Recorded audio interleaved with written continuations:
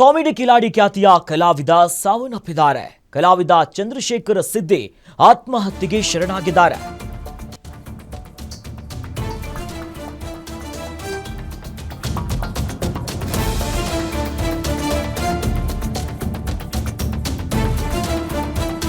Comedy Kiladi ಖ್ಯಾತಿಯ ಕಲಾವಿದ ಚಂದ್ರಶೇಖರ ಸಿದ್ದಿ ಆತ್ಮಹತ್ಯೆಗೆ ಶರಣಾಗಿದ್ದಾರೆ. ಯಲ್ಲಾಪುರ ತಾಲೂಕಿನ ಕಟ್ಟಿಗೆ ಗ್ರಾಮದ ಅರಣ್ಯದಲ್ಲಿ ಆತ್ಮಹತ್ಯೆಯನ್ನು ಮಾಡಿಕೊಂಡಿದ್ದಾರೆ. ಯಲ್ಲಾಪುರದ ವಜ್ರಳ್ಳಿ ಬಳಿಯ ಚಿಮ್ಮನಹಳ್ಳಿಯಲ್ಲಿ ಈ ಕೃತ್ಯವನ್ನು ಮಾಡಿಕೊಂಡಿದ್ದಾರೆ.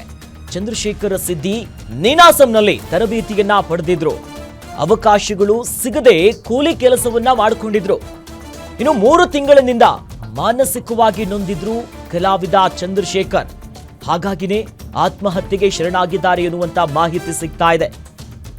ಖಾಸಗಿ ವಾಹಿನಿಯ ಕಾಮಿಡಿ ಕಿಲಾಡಿ ಶೋನಲ್ಲಿ ಮಿಂಚಿದ್ರು.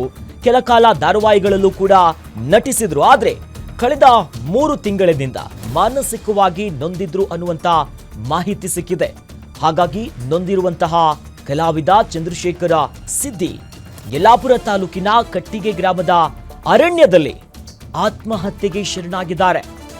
ಯಲ್ಲಾಪುರದ ವಜ್ರಳ್ಳಿ ಬಳಿಯ ಚಿಮ್ಮನಹಳ್ಳಿಯಲ್ಲಿ ಈ ಒಂದು ಆತ್ಮಹತ್ಯೆಯನ್ನು ಮಾಡಿಕೊಂಡಿದ್ದಾರೆ. ಸದ್ಯ ದೃಶ್ಯದಲ್ಲೂ ಕೂಡ ಗಮನಿಸ್ತಾ ಇದ್ದೀವಿ. ಕಾಮಿಡಿ ಕಿಲಾಡಿ ಕಾರ್ಯಕ್ರಮದಲ್ಲಿ ಮಿಂಚಿದ್ರು. ಅದ್ಭುತವಾದಂತ ನಟನೆಯನ್ನ ಮಾಡ್ತಾ ಇದ್ರು. ಜೊತೆಯಲ್ಲಿ ನೀನಾಸಂನಲ್ಲಿ ಈ ತರಬೇತಿಯನ್ನ ಕೂಡ ಪಡ್ಕೊಂಡಿದ್ರು ಚಂದ್ರಶೇಖರ ಸಿದ್ದಿ ಅವರು. ಅವಕಾಶಗಳು ಸಿಗದೆ ಕೂಲಿ ಕೆಲಸವನ್ನ ಮಾಡ್ಕೊಂತಾ ಇದ್ರು.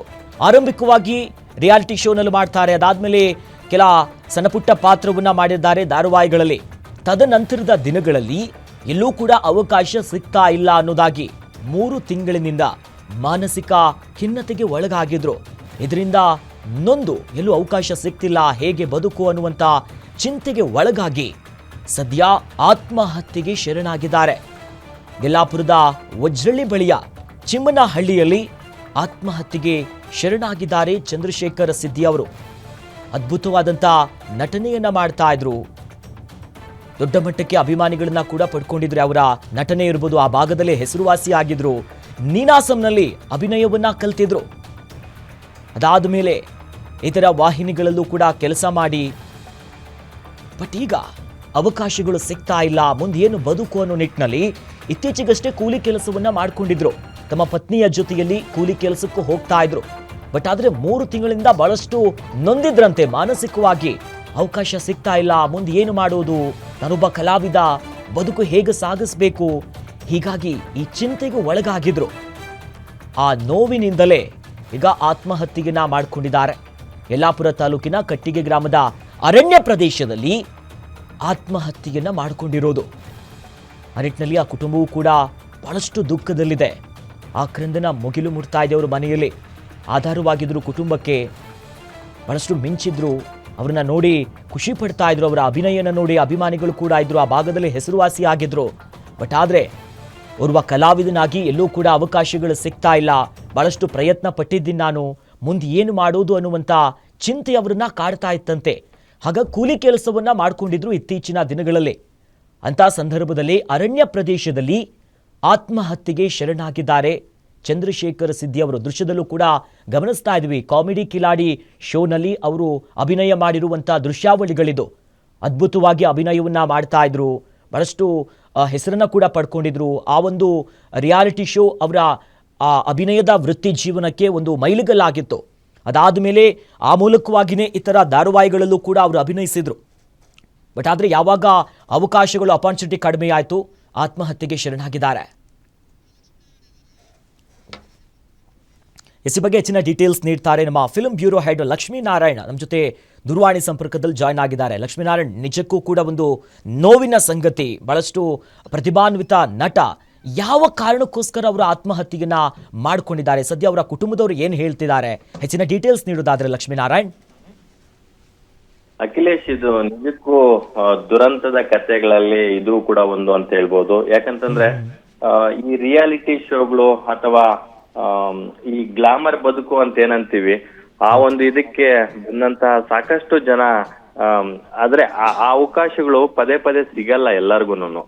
ಟ್ಯಾಲೆಂಟ್ ಇದ್ರೂ ಕೂಡ ಅವಕಾಶಗಳು ಸಿಗದೆ ಇದ್ದಾಗ ಅವರು ಹತಾಶರಾಗ್ತಾರೆ.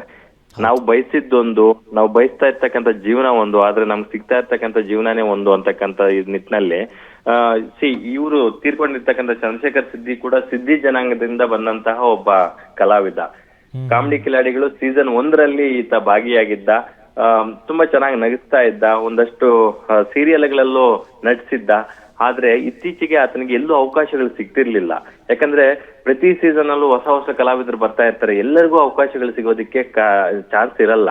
ಹಾಗಾಗಿ ಅವ್ರು ಹತಾಶರಾಗ್ತಾರೆ, ನಮ್ಗೆ ಯಾಕೆ ಅವಕಾಶಗಳು ಸಿಗ್ತಿಲ್ಲ ಅಂತ. ಸೊ ಆತ ನೊಂದ್ಕೊಂಡು ಸಾಕಷ್ಟು ದಿನಗಳಿಂದ ಕೂಲಿ ಕೆಲ್ಸಕ್ಕೆ ಹೋಗ್ತಾ ಇದ್ದ. ಕೊನೆಗೆ ತಾನು ಏನ್ ಮಾಡ್ಬೇಕು ಅಂತ ಗೊತ್ತಿಲ್ಲದೆ ಮಾನಸಿಕ ಖಿನ್ನತೆಗೆ ಒಳಗಾಗಿದ್ದಂತ ಈತ ಇವತ್ತು ಅಲ್ಲಿ ಕಾಡಲ್ಲಿ ಹೋಗ್ಬಿಟ್ಟು ನೇಣು ಬಿಗಿದುಕೊಂಡಂತ ಸ್ಥಿತಿಯಲ್ಲಿ ಕಾಣಿಸ್ಕೊಂಡಿರ್ತಕ್ಕಂಥದ್ದು. ಅದು ಅಲ್ಲಿ ಲೋಕಲ್ ಪೊಲೀಸ್ ಸ್ಟೇಷನ್ ಅಲ್ಲಿ ಕೂಡ ಪ್ರಕರಣ ದಾಖಲಾಗಿದೆ. ಇಡೀ ಕುಟುಂಬದಲ್ಲಿ ನೀರವ ಮೌನ ಆವರಿಸಿದೆ ಅಂತ ಹೇಳ್ಬೋದು.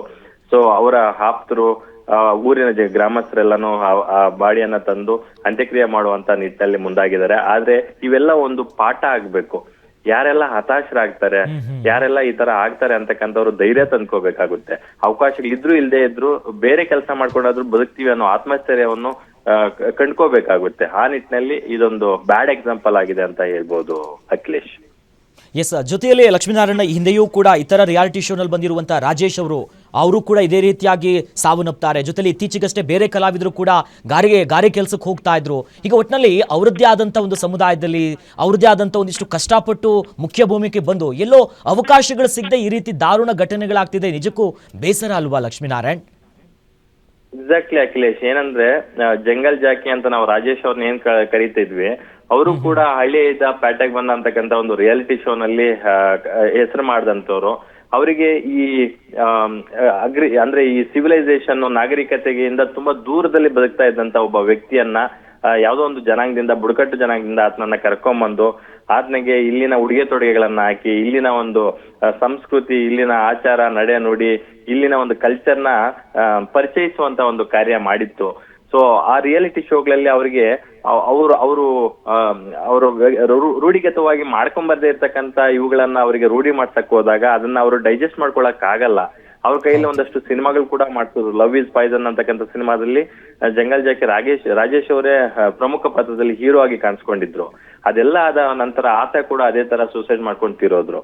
ಅಂದ್ರೆ ಈ ರಿಯಾಲಿಟಿ ಶೋಗಳು ಮಾಡುವಾಗ ಅದನ್ನ ಒಗ್ಕೊಳ್ಳೋದಕ್ಕೆ ರೆಡಿ ಇಲ್ಲದೆ ಇರ್ತಕ್ಕಂಥ ವ್ಯಕ್ತಿಗಳನ್ನ ಅಥವಾ ವ್ಯಕ್ತಿತ್ವಗಳನ್ನ ಕರೆತರಬಾರ್ದು ಅಂತಕ್ಕಂಥದ್ದು ಕೂಡ ಇಲ್ಲೆಲ್ಲ ಒಂದ್ ಕಡೆ ನಾವು ಸೂಕ್ಷ್ಮವಾಗಿ ಅವಲೋಕಿಸ್ಬೇಕಾಗುತ್ತೆ.